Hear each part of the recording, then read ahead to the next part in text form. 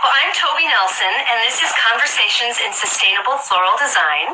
And today, my guest is Joseph Massie. Joe is a British florist who is internationally acclaimed. He's an award-winning florist, but Joe and I have collaborated a couple times on workshops for the Whidbey Island Flower Workshop and also for Designing Consciously with Sue McCleary last December. And I love that Joe is both very funny and cheeky, but also very super knowledgeable. And so that's why I've invited Joe to join us today. So Joe, why don't you tell us a little bit about your business nutshell, which is actually a pretty big, it's probably a walnut more than a nutshell. Well, can I say I'm so delighted to be here with you. Thank you. I've known you for about 2 years now. Actually, on my Facebook memory thing, it came up. I think it was just earlier this week. It was 2 years ago. Sure. We were in Seattle, and I was like, no way. Yeah. So it's a pleasure to be here with you, and I'm so excited to be discussing all things sustainable. So a little bit about me. I've been a florist for about 16 years now, which makes me feel super uber old. And for the first I would say about 10, 11 years of that, I was working for other people. I was doing competitions. I was really training and really kind of getting as much experience as I could. And I started my own company about just over 5 years ago now. And I like to have a very diverse kind of business model. And I didn't do that intentionally, but my God, have I been grateful for it over the past month or so of COVID, let me tell you. So we do a little bit of everything. We have an education side to the business where we teach a lot of hands-on classes in our flower school. We're also launching some online courses later this year, so that'll be our first foray into the digital world. We have a wedding and event portion of the business under the name Joseph Massie Flowers, so we do lots of nice, beautiful weddings and events. That's a joke. We don't at the moment, but usually we do. And then we have the art side of the business where I often do a lot of installations. Installations, sculpture, and couture pieces are kind of the key kind of building blocks for that part of the business. So I'm the type of person, I think I'm relatively creative, but I also get bored super easily. So I always like to have something unusual and something different. And for me personally, having those three different parts of the business, it keeps me interested and keeps me entertained and stops me getting stale, right? So that's us. We're based in Liverpool. I live in Manchester. My studio is based in Liverpool, so it's about half an hour-ish away. And we're in the northwest of England, so by car, that's around about 3.5 hours from London, 2 hours by train. So we're a small place, not as big as you, so everything's kind of connected here. But so that's us in a nutshell. 5 years in and having a whale of a time. A whale of a time. Love it. Cool. A whale of a time. Well, something that I am real interested in America, a lot of our floral education is really foam-based. Primarily what is taught is, I think, encouraged by the foam companies, and that's the main sort of mechanic that you use. I know that Britain has and also we talked about this in December, that, America does not have a very established floral education system, whereas I think England does, right? So can you tell us what that looks like? So as you were educated, I want to back up and say, when you taught in Detroit and we were learning a lot of those mechanics, I was aware of how much command you had of historic methodology that drew from a more sustainable practice than foam. So is that something that you have just gathered up on your own as you've traveled like many of us have? Or is that part of the way it's taught in England? Oh my gosh. So, first of all, thank you for the deluge of compliments. I mean, you're practically throwing yourself at me, but I'm having a great time with it. So here in the UK, I think we do have a more kind of formal education system in floriculture than a lot of other countries in the world. I know Germany and the Netherlands and Belgium, they have a similar kind of rigorous education system. But I know in the UK, we have a pretty good one in comparison to other countries. In the UK, we have 5 tiers of forestry education. They are levels 1 through to 5. Most levels take around about a year to do. And they lead on one from another. However, I have to say, I was in college maybe, a good 16 years ago. So things might have changed a little bit since I was in college. For sure. But what I know for sure then is that nearly everything was in foam. Nothing was foam. Oh. Like the phrase foam free wasn't a thing. No, it was not a thing. And everything that we were making, even though we have a longer history and a longer culture, a heritage really here of like foam-free techniques. If we go back to Victorian times, or we go back to the 1920s, 1930s, in the days of constant spray, even though a lot of foam-free work took place then, I get the feeling that when Oasis came, or foam, floral foam came along in the 50s, 60s, it was just, oh my gosh, this is what we're using.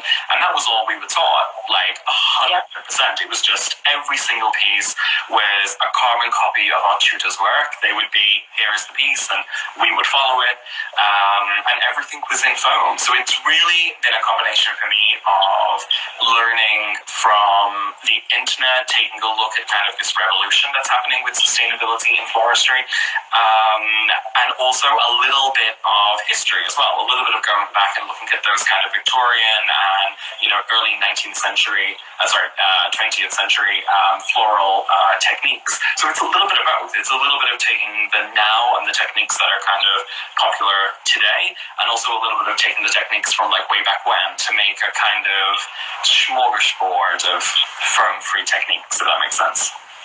Yeah, totally. Well, so what does sustainability look like for your business?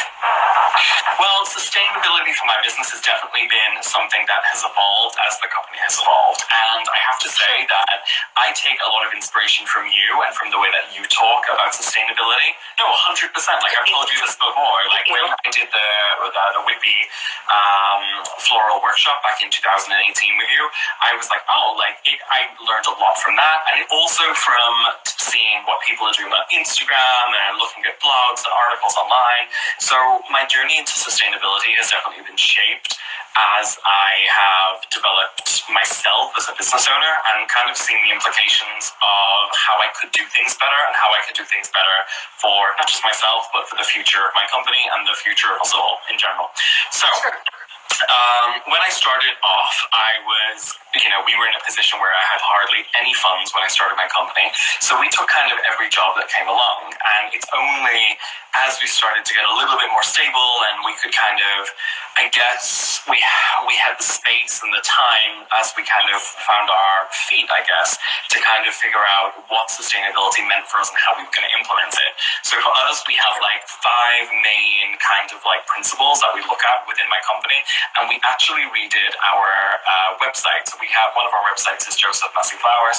And actually just about a month ago, we put up a page on sustainability on our website. Oh, cool. So you can go to our website, you can click on, I think it's under like our story, and then there's a sustainability page which talks about like the 5 things that we look to do as a company to make sure that we're kind of pulling our weight essentially. So the first thing that we do is we recycle all of our green waste. We estimate that around most of our waste product is around about 75% green. So we recycle that with our local council. It's collected every week. We put it in big bins, and we just have to be kind of careful that no plastic goes into that. It's pretty simple. There is a small charge for that, but it's not astronomical, so it's something we definitely prefer to do. We recycle Wouldn't you be charged?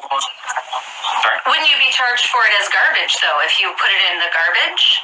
Exactly. Right? Yeah. So exactly. So it's the not same. an additional charge, it's just a cost of business.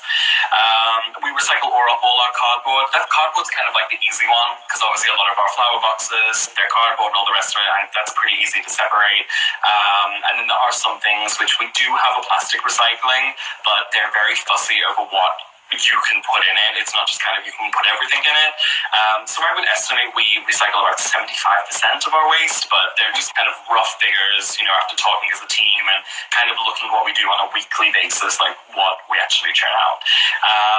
Floral foam, I am, like, my thoughts on floral foam. I am very much, more than anything, I'm quite pragmatic. So if given the option, I will always lead towards no floral foam. I will always very much look to use sustainable techniques. But that said, if a client comes to me and they are absolutely dedicated on one particular design that has to use floral foam, then I will offer them an alternative, but if not, I will use floral foam. So I have a very pragmatic view of it. Sure. I'm not one of those florists who can say, oh, I never touch floral foam, but it's definitely the minority of our clients that will be open to that, because there's not much difference between what you can create with floral foam and what you can't. There's some differences between mechanics, and there's obviously differences between, slight tweaks in the final design. But we really try nowadays to use as little floral foam as possible.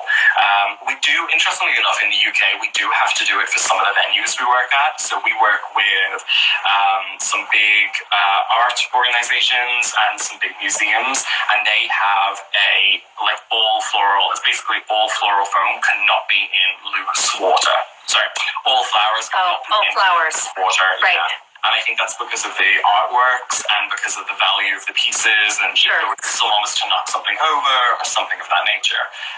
I think they just see it as floral foam being, it's more containable and it's safer in a space like that, which I understand. So if I had to put a finger on it, I would say that maybe 80% of my business is foam free and maybe 20% of my business uses foam. But as mentioned, it's always something that I really try to put out there, that if a client isn't too driven towards a particular design, we will always offer a solution that does not include floral foam.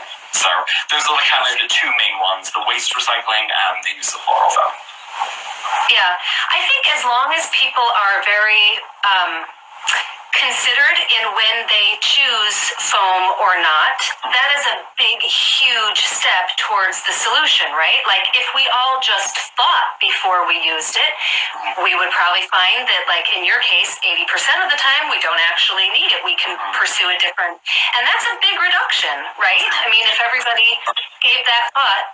So then let me ask you this. Have you met AgroWool yet?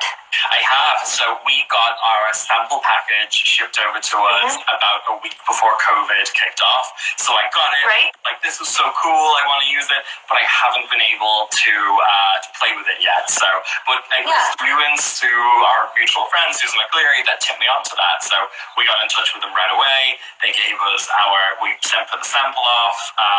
It didn't cost us anything. It was like a free thing. I think when they had to pay shipping or something, whatever, it was nothing anyway. It was very little. So I'm so excited to try that. Have you trialed it yet?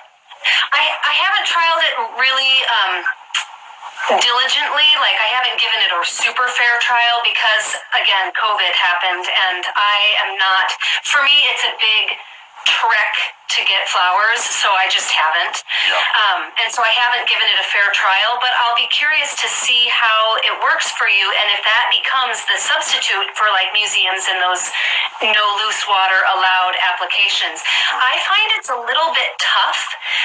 What I have used of it, it feels like your average like carnation or larkspur or a stem that's not too wide, but is also quite sturdy. Those work fine.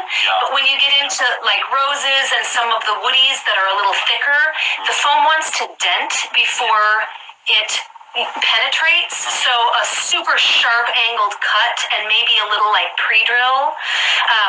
That's what I have found so far, but again, like, I haven't really been able to give it a fair test. It seems to hold more water than Oasis and hold it for longer.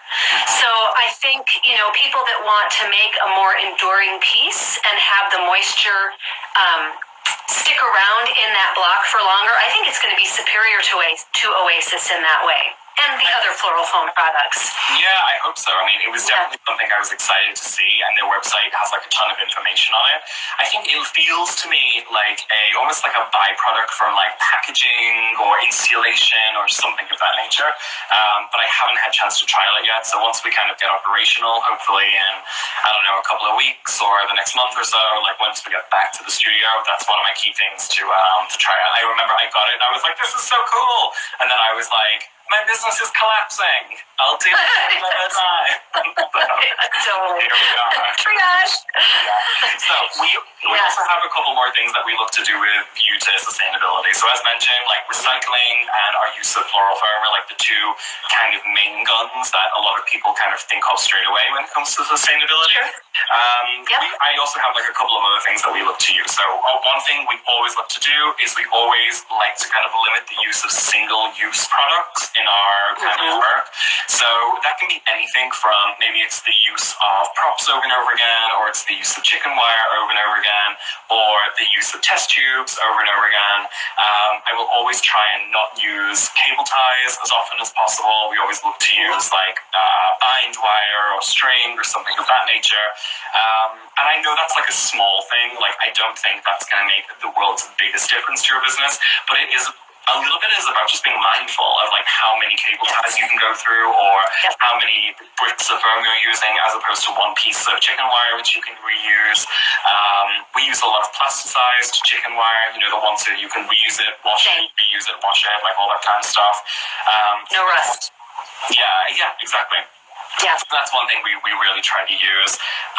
I have to fly a little bit for my work, so whenever I do, we always, whenever an airline will let us, we always like offset the carbon on the airline. It costs nothing to do that. Like that literally, like when you're like booking a flight, not every airline lets you do it, but those that do, it costs you like, I don't know, a couple of pounds, a couple of dollars to do it. It's not expensive, but it always makes me think, okay, well that's like, I'm doing a little bit more than I should to kind of cover my tracks and, you know, make sure I'm being responsible. And one of the main things we've started doing is buying as much British product as possible. So you have spoken previously about the limitations that we have here in the UK in comparison to the US. Obviously, we're a much smaller country. We have one kind of growing climate, pretty much, well, maybe one or two zones across the whole country. We don't have the depth and the breadth and the width that you guys have to procure goods. And our growing season is quite short because we're quite a rainy place. So, but overall, we do try the best that we can to make sure that we are kind of buying as much British as possible. We have 3 farms that we work with that are within the Northwest. And often those growers will send out like lists like every week or every 2 weeks to us, which will show kind of like what they have available, or maybe it will show, you know, they have this coming up and we can do pre-orders. And then we use Porters, which is a really great foliage wholesaler in London, in Covent Garden.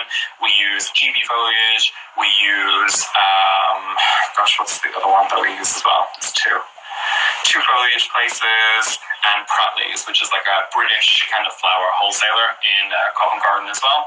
So we use those whenever we have jobs, and they can ship really, really easily. Like it's not they don't do it exclusively British, all of them.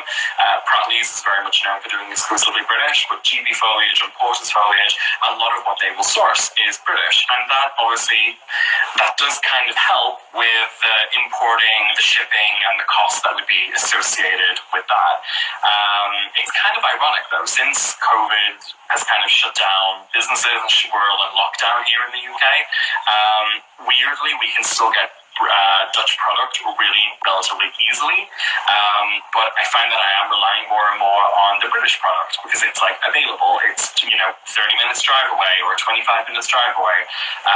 So that's something that I think there's a lot of benefits to it that you don't think of straight away, if that makes sense. Well, and you probably have a little more time to drive and get it than you used to have, right? That's for sure. Well, usually I'd be sending someone, and now I'm like, okay, I'll meet you in half an hour, which is very different. Yeah. Totally. Hey, so one thing I know, like, as I've looked into, so there's like the Floral Sustainability Initiative, there's by a group that's in the Netherlands, and it seems like the Dutch folks are very active with getting some of the major producers to have a lot of floral sustainability certifications. And so as you are buying a lot of international product, I mean, it's real.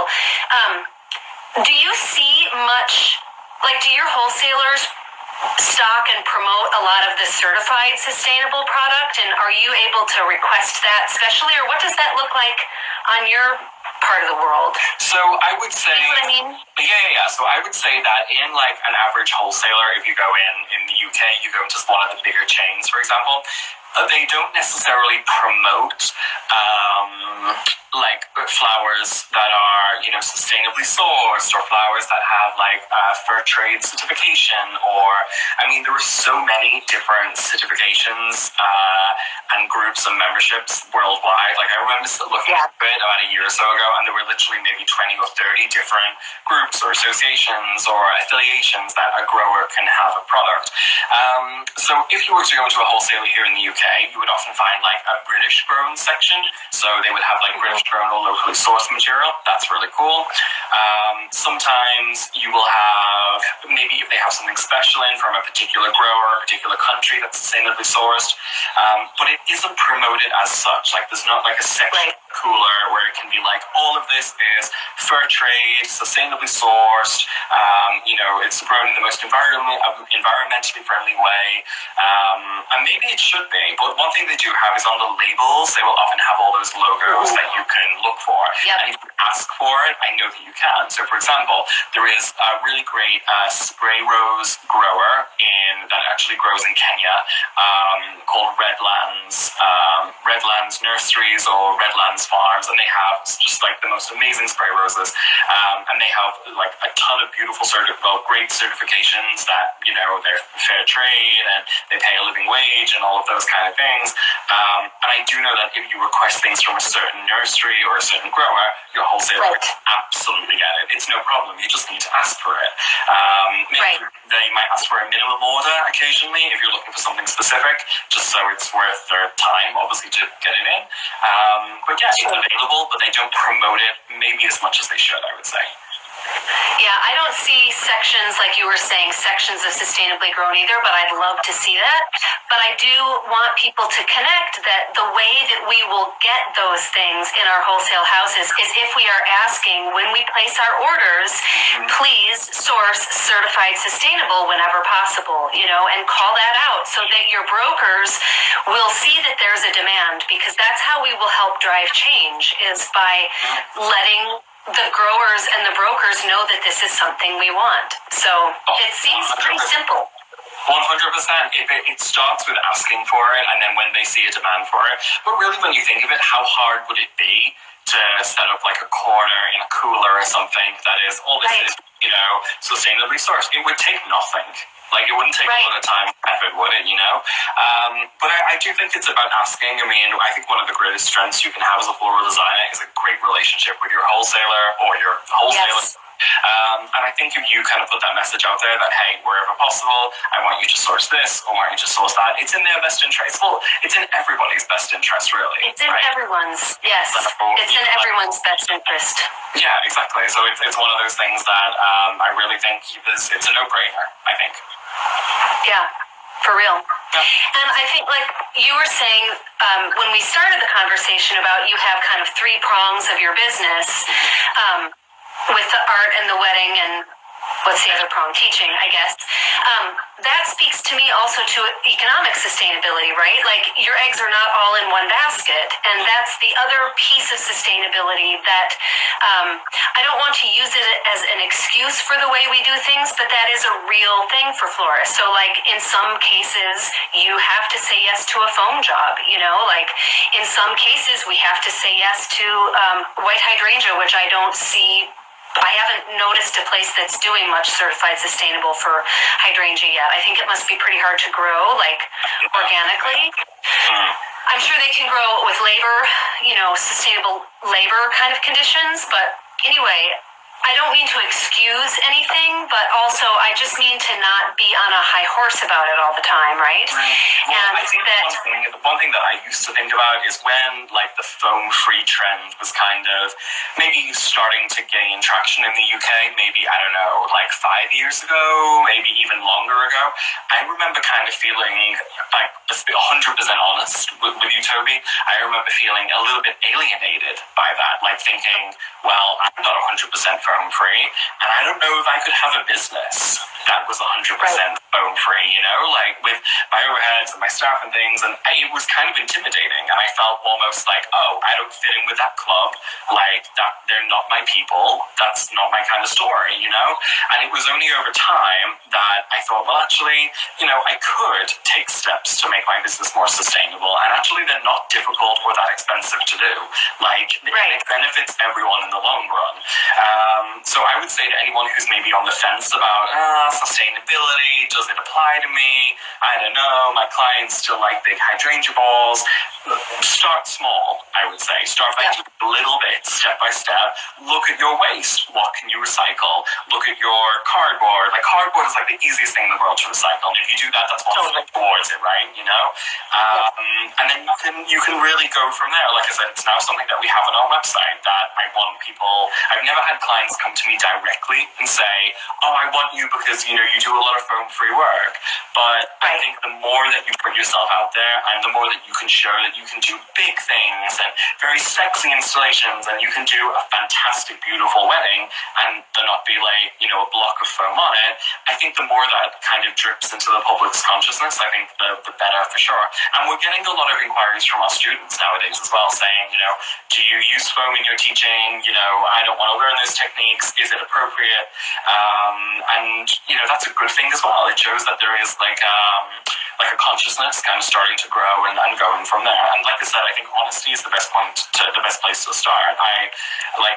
We are probably 80% foam free, but we do use foam on occasion. That said, if a client is always giving me a little bit of freedom, I will always opt for the foam free solution as opposed to using foam. And every little helps, right? So. Yep, totally. Small actions add up. I feel like clients typically come to me with a look more than a mechanic's request. They don't know how things are made. They just want the thing.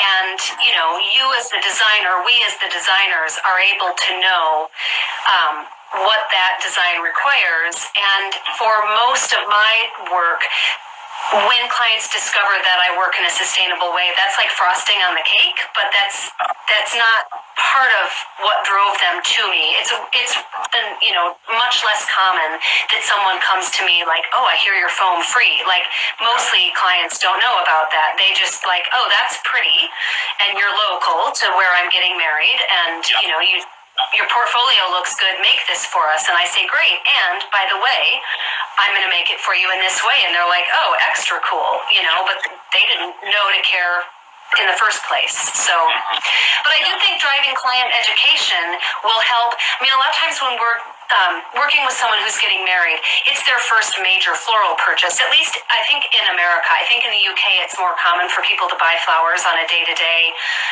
basis. In America, maybe it's less so, but I think the wedding is the first big floral purchase, and so it's an opportunity for us to provide some education that then will serve their lifelong flower buying habits. So that's my secret mission. The more designers that are out there that are really pushing that as well, the better for everyone. Like, I know when Shane Connolly, I don't know him personally, I've never met him, but I know that when he did William and Kate's wedding, like 9-10 years ago, something like that, that was a big thing, that it was foam free, you know, and that really got a huge conversation kind of starting over here about what that means, and wow, you can do something so big and it's foam free. And I think that's incredible. I think the more of us that are, you know, like have a sustainability page on our website or talk about it in our classes or mention it on social media, the more that message gets out there, the better. And nowadays, I think it's just cooler. You know what I mean? It's just more in line with what the next generation is going to be looking for. Like, I think that's what it's down to fundamentally. That, like, my view of the world is only going to get gayer, and it's only going to get browner, and it's only going to get greener, so you may as well get along with it, right? You know what I mean? Get on with it. Like, totally. The days of my grandparents' days when everyone was white and straight and no one recycled, it's gone. Like, that's facts. Totally. So, amen. I think exactly. So you may as well get on board with it. With the whole rainbow, you may as well. Totally. It's prettier that way. I like a rainbow better. Hey, so speaking briefly about installations, I know we had a comment or a question that came beforehand about installations and selling installations and how to get people on board. So let's shift the conversation a little bit and then answer that question. And then I want to hear too about what your new courses are going to be like. But so the question from the listener, I don't have it directly in front of me verbatim, but she was asking about how to sell installations with clients and how to get people on board with some of those bigger spends. And what are your techniques? Sure. So I actually have a question here. You want me to read it out? Would that be helpful? Sure. Sure. One of the things I'm wondering about is how to find couples that are interested and enthusiastic about doing installations. I find that many of my couples, even the ones that love flowers, are not up for the cost. I'm planning in the next week or so to do a hanging installation inside my house and to take videos and pictures. So when I thought of this, I kind of thought that there were two main answers that I thought to this, right? And so my first kind of gut reaction was, if you want to sell anything ever to anyone, you need to have great pictures that will emote the purchase, right? So I can talk to you. Stellar photos. Yes, exactly. I can talk to you and tell you about this fantastic thing, and I can talk for 5 hours about all the different attributes it has, but it's so much easier if I have a beautiful picture or a couple of beautiful pictures that can go, oh, this is what I'm selling. So that would be my number one thing. And would I do an installation in my house to take pictures and videos? Only if I had an incredible, beautiful house and I thought it was being professionally shot and I could get amazing pictures. Then I think the juice would be worth the squeeze. If not, I would probably wait until all this COVID situation has passed and then do it properly. But I think that goes for every part of your business. You need to have great imagery and really brand yourself really well that that's the type of the work that you want to do. And that actually segues me very nicely onto my next point. I think when the lady who's asked this question or the gent that's asked this question has said, I find that my couples, even the ones that love flowers, are not up to the cost. I get that. I understand that, because that was my first kind of year of business. You're just kind of throwing yourself out there. You're hoping for the best. You're seeing kind of what the market is like. In my opinion, I think it's all about kind of elevating what you do and how your brand is seen to attract the type of client that will be able to, buy what you're selling. And I think that comes on every little point of your business. It could be your logo, your website, the gallery on your website, how you work your social media, what you talk about on your social media. But I guess it's two parts to a whole. One half of it is having beautiful examples of the work that you want to sell. But I think the other half of it is also making sure that your brand is aligned to the marketplace that you want to sell it to by, looking at all the things that you should in business to kind of, push yourself towards the right client.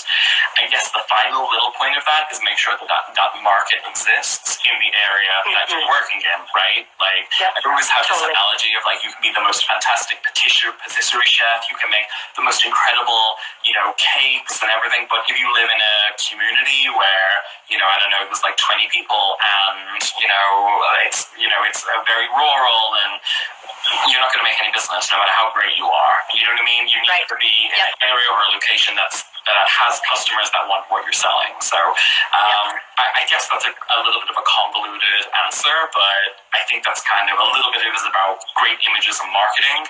And the second part is making sure your brand is aligned to sell what you want to sell. What did you think to that one? What were your thoughts? Yeah, I think what you said is spot on. What I would add is for those folks who are still working with clients whose budgets are limited, I always talk about when you meet the woman who's got on a plain black dress, nothing outstanding, but she has fantastic shoes or a fantastic necklace, and that is this is kind of how I sell it to people sometimes, is you want to make a statement in your guest's mind, and once you've made that statement, that is going to that feeling will apply to the whole of the event. So if you have one stunning installation in the room, you can do candles on the rest of the tables, or bud vases, or you can really downscale in other areas because you've made the impression in your guest mind. Just like that woman is able to wear a very simple pair of slacks and blouse because she has amazing shoes, right? She's made her statement and she doesn't have to work hard everywhere else. So that's kind of, when you have a budget and you have to really engineer it, that's kind of how I work, is let's have one thing do the speaking instead of trying to have all sorts of little things, never really being able to have enough pow to make an impression. So preach 100%. Concentrate the money. Concentrate the money. Yeah, and the phrase I always use is like the best bang for your buck, right? Like put it where you're going to get the most value of it. So yeah, I 100% agree with you. Yep, that. And then when you are going to do the photo shoot, make sure that it works for you. So be very selective about the team that you pick. You take the driver's seat of the photo shoot. Don't ever be a passenger in a photo shoot seat because it's your time and your money, and it's going to be so much work. And you want to make sure that you are getting your own best interest from this. Yeah. So, and then make sure you get lots of detail shots so that you can work that content hard.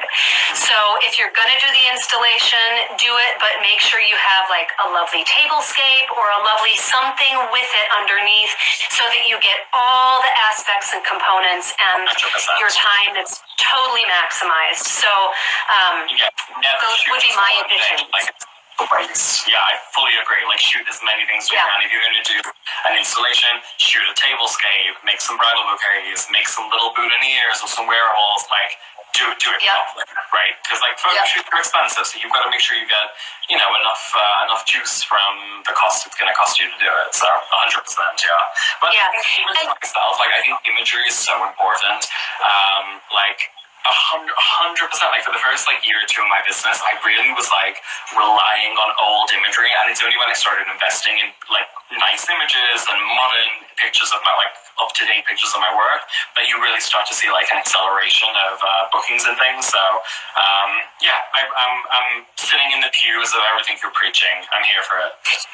Well, and I noticed lately, so because I was with you in Detroit in December, I saw all of your black, like all of your business card and your envelopes for your certificates for the education, all that is black with gold font. It's super classy, which is hard to do online. So I feel all of your branding coming across so much in your photo shoots lately. You're very much in the like white blush pale with black. Yeah. So, if anybody goes to Joe's Instagram feed, which you should, and look, you can see he's got really super tight control on that look in his feed because you have, you're not just showing pictures of events as you've had them. So you're not at the mercy of your clients' choices. You are controlling your image and branding. And like some of us aren't there. Like I am still totally at the mercy of my clients and the photographers that they hire. So some shots look moody and some shots look airy. And I'm not to the point of caring that hard about it. Your stuff is super tight. One thing that we've started doing, actually a little tip, is whenever I have like a super sexy wedding, like something that I know is maybe it's got a great budget to it, or maybe it's in like an incredible venue, or maybe the palette is just something really juicy and really phenomenal. Often I will partner with the planner, if there is a planner on the wedding, and we will hire our own photographer to shoot the wedding. Yep. So instead of just relying on, there's nothing worse, I'm sure you've been there yourself, than if you kind of make a wedding and you're kind of hoping with your fingers crossed for the pictures to come through, and you get some pictures through and you're like, oh my God, I need to go and eat a pound of chocolate because they're just horrible. Yeah. And you don't get to translate what you want to translate. So, one thing that we've started doing is me, especially two particular planners that I work with, whenever we have something really juicy, we will book a photographer that we both like, that fits well with our brand, and we will just split the cost on that. And that photographer will often come from, 8 a.m., 9 a.m. in the morning. She will photograph, or he will photograph all of the setup. And, when the guests are arriving and the ceremony is taking place, they're gone. Like, they don't care. Yeah. it's gone. What I want is beautiful pictures of my work. Like we did a really nice wedding around April last year. It was on my website for ages. It was a big table. We had a huge arrangement. It kind of fell down the table both sides, and like that picture was because we booked the florist. We booked a photographer ourselves to shoot that. But when the pictures came through from the client's photographer, they weren't bad, but they were very moody. They were very quite shadowy and quite dark. And I know that I would not have pushed those images as far as I did if I hadn't had the images that I did. So it can just be a little thing. Like it's not cheap to hire a photographer just to capture your work, and I certainly don't do it on every event or wedding. But it's a great way to kind of take control of that narrative a little bit, so it aligns better. It's an incredible investment. Yeah. And really think your client is paying for the photo shoot if you're doing it that way. So you haven't had to donate your time and you haven't had to donate the product. All you're doing is paying for the photographer, and you have so much more control over the lighting and the way it looks, all of that. 100%. I just think it's a really good way to do things as opposed to being let's hope for the best. But to be honest, it's great that you mentioned social media, because I honestly did not give a hoot about social media for the first 4.5 years of my business, because I was always I don't need it. A little bit of it was and this is 100% honesty, Toby, I was a little bit arrogant about it. I was I've got 5 Chelsea Gold medals. I don't, I'm good. If anyone needs me, they know where to find me. I'm a legend. And it was actually about 6 months ago, November last year, I started to think, well, you know what, maybe let's give it a go. Let's see if we can benefit from putting ourselves out there. And so since November last year, I've started really using my Instagram properly. I post once a day, mostly once a day. Hallelujah. And I really started to kind of use it as a space to kind of share my work and talk about things I want to talk about, principles and elements, or, use of color or floral techniques, things that I think are important and that my community might want to know. And it's been a game changer for me. It really has, just by paying attention to it. I know that everyone watching us on Instagram probably takes Instagram pretty seriously, but I did not for the longest time. And now I am converted. I've seen the light, Toby. I've seen the light. Good for you. Well, being that Instagram has some rules, one of them is the amount of the length of a video that they will allow us to repost. And of course, we want to repost this. So we are running out of time, but I want to segue. One of the things I've noticed on your Instagram is that you're doing a lot more educational content, and I'm guessing it's because you have upcoming courses. Oh my gosh. You're so but you have red-handed. Yeah. You have. No, it's good, though, because you have so much to share. So tell us a little bit about that. I've been enjoying the little foreplay emails that you've been sending out. Those are nice. So. Oh my gosh, foreplay emails. That's hilarious. I would use that we've been planning some online courses for around about, maybe 6 months plus now. And we were due to launch them last month, but when COVID-19 happened, we were it's not the time. It's not the time. The last thing you want to be doing is being buy my stuff. So I was let's just take a moment. We can launch these another time. I have the courses, the videos are all filmed. I was but let's just leave it a little bit. So what we decided to do instead is we decided to launch some resources. So we have a page on my website. If you go to josephmassie.com, there's a little tab at the top that says resources. And we started offering free little tidbits, free little educational pieces on, to be honest, anything that I want to talk about and anything that I get ask questions on. So it could be anything from care and conditioning questions to mood boards to podcasts to all manner of different things. And that is something I want to continue because the response to it we've had is incredible. So we will send out an email to people. We sent one out just a couple of days ago saying that we're launching on new courses on the 1st of July. And I get, every time we send one out, I get at least, I would say 10 to 20 emails of people that will reply to our email broadcast, which I think is mind-blowing. Like, when someone takes the time to say, thank you so much for this email, like, that email has gone out to thousands of people, and if someone is taking the time to write and say, hey, I think this is really useful, thank you so much, it just blows my mind. It really, really does. Well, you're doing it right is what it tells you. Yeah, well, thank you so much. Thank you. That means a lot. And yeah. Well, we have our courses coming. They're launching on the 1st of July. We are going to be doing lots of exciting things and lots of cool giveaways up until then, to share the news and hopefully get people excited for it. And one thing I want to say about these courses is we're going to aim to make them super affordable, because I think in this kind of situation, I think nobody is flush with money. Nobody is doing backflips at the minute with bookings, and budgets are being cut left, right, and center. So we're starting our courses from $75 for like a half-hour course, and the most expensive ones are going to be the most expensive ones we want to have are like $200-ish or under $200. That's what we're looking for. So I want it to be affordable, and everything is very commercial. So we have things on, nothing is like too arty or too extravagant. It's all very table centers, it's beautiful bouquets, it is elevated centerpieces, it's wearables, it is stuff that you would use and sell again and again and again. So we have like about 2 months, I think, all of May, all of June. Yeah, about 2 months until the launch.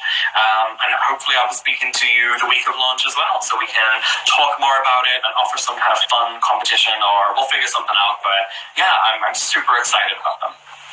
Cool, yeah, and you have a giveaway going right now on your Instagram page, right? It closes tomorrow. I do. So go to Joe's feed and look for the pink dahlia. Yeah, you can enter the contest. A voucher for £250. So I don't know, that's maybe like $280, something like that. $290.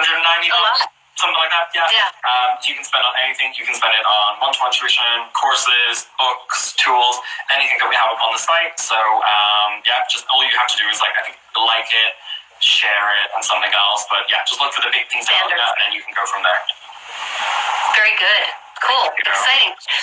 Well, we have a couple of minutes left, and I missed a question that came in earlier. The person wanted to know how to design foam-free for hot weather places. And so I know for me, I don't think that foam is that reliable of a hydrating mechanic that I even think it's awesome for hot weather places. So I would just design straight in water, but I'd like to hear also what you would say to that. 100,000%. I don't know of one botanical material that lasts better in foam than it does in water. So if I was in, I don't know where this person is, whether they're in, Kenya or South Africa or Australia or Texas or wherever they are, your life will be easier if you design foam free. Things will last longer, 100%. It will give you, your floral material will have better access to water. It will last longer in general. It will look healthier. In general, I think you'll have an easier time with it. So in some ways, I would use that challenge of working in a really warm climate as like a chance to innovate and a chance to really embrace foam free as opposed to working in floral foam. And I would say a time that you're processing and care and handling before you design is super important, right? So how you prepare your product for the work that it has to do is going to be so important in the successful outcome of your design, right? 100%. One of the reasons we have a free care and conditioning download on our website on josephmassie.com, and the reason why we did care and conditioning is like a free download is because the amount of people that I guess I get questions on what I consider like basic care and conditioning. I've seen so many people over the past couple of weeks processing lilac on Instagram lives and stuff, bashing the stems with hammers and and it makes my eyes bleed. I look at it and I'm like, what are you that's something they would do back in Jurassic days. Don't do that. Treat everything. Do not crush your stems. Don't crush your stems. I saw someone doing a lilac conditioning thing, they were bashing away at it, and I wanted to bash away at them. I was like, totally. Bring on here. No, I'm joking. I'm not violent. I know, it's can I leave a nasty comment, please? Can you imagine? On a second account or something? Yeah, Joseph, classy comments. Joseph Slashy. There we go. Even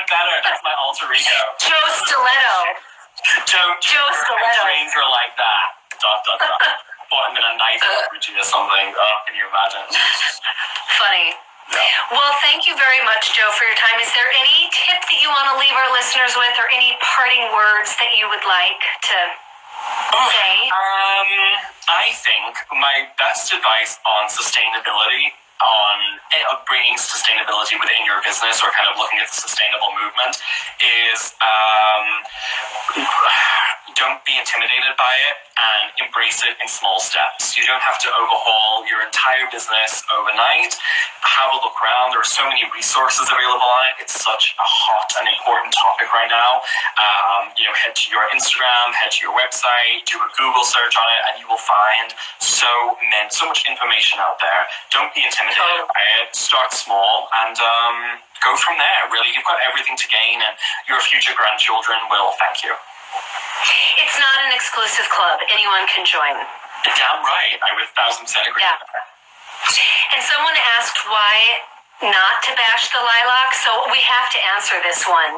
The reason that you don't bash the lilac is because you don't want to damage all that tissue that would drink. So it's like the xylem and the phloem that the plant drinks through are little straws, and when you bash them, it closes them off, and all that damaged tissue makes the bacteria happy, and as the bacteria flourish, they poop out gums in the stems of the plants, and so they can't drink anymore.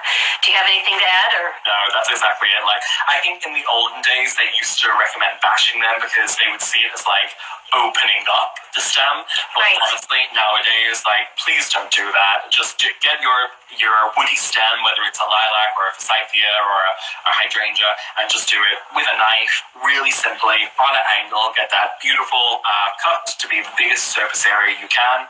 Job done. Like, don't go around bashing things. Full stop. Maybe it's before they had microscopes and they could see all of the pores and the way things worked. I don't know. It's very much like an old wives' tale, like about, I don't know, putting like copper pennies in water and like things like that. No, like, use the science. Use the science. Right. Totally. It's been such a pleasure, Toby. Thank you so much for inviting me to join you. Thank you very much for joining me, Joe. It's been lovely to see you. Always fun. So if you like this video, please subscribe to Sustainable Floral Design and also to Joe's feed on Instagram at Joseph Massie Flowers. That's the best one, right, for florists? Or is that... So at Joseph Massie is the best one for me, or you can check out, and I have a flower page at Joseph Massie Flowers, and we have a school page at JM UK School of Floristry, but at Joseph Massie is absolutely fine, does the job. Nice, love it. All right, well, thank you everyone for joining, and see you next time. Thanks so much. Bye, Joe. Take care. Bye. Thanks. Because